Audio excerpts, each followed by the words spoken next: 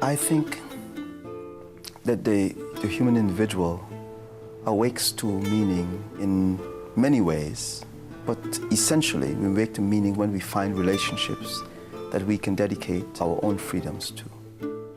And I think one of the things that makes it hard for us to be able to do so is the fact that we live in an economic system that makes competition a necessity. That our currency system says in order for this currency to be valuable, it has to be scarce. So scarcity is part of our economic worldview. It means that people are forced to compete and produce self-interest. We don't wake up in a world of abundance. Oneness is abundance. It has no limits. In a sense, it is such a powerful motivation for community life if it's seen as we're working for one goal, mutually to reinforce each person's value. But all that is compromised by our currency system. It's not designed for everyone to have.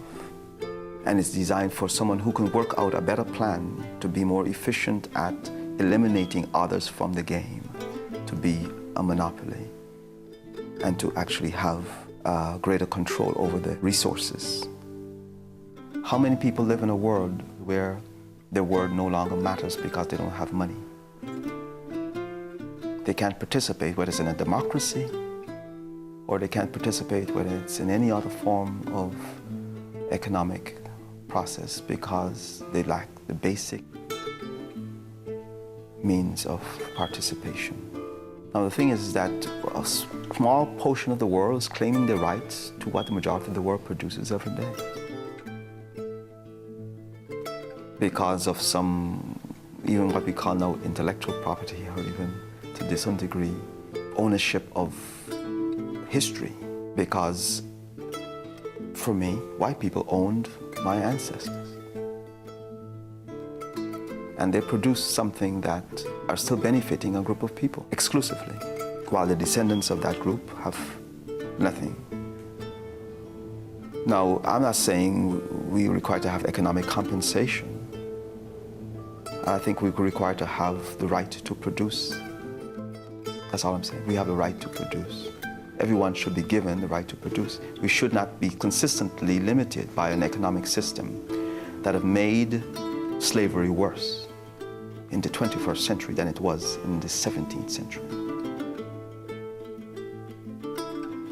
Because people expect to participate and can't. People expect to experience a world of oneness and can't.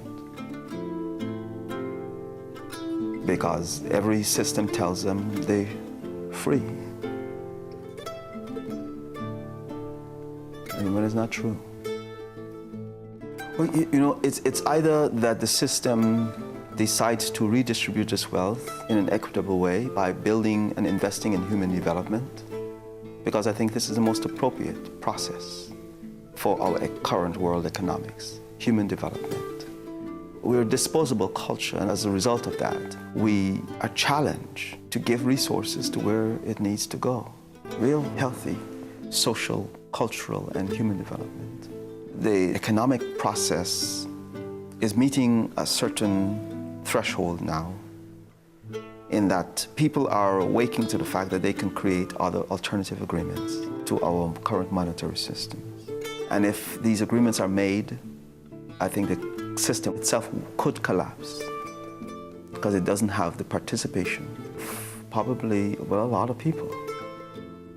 A large percentage of the world could decide to do something different out of a collective inspiration.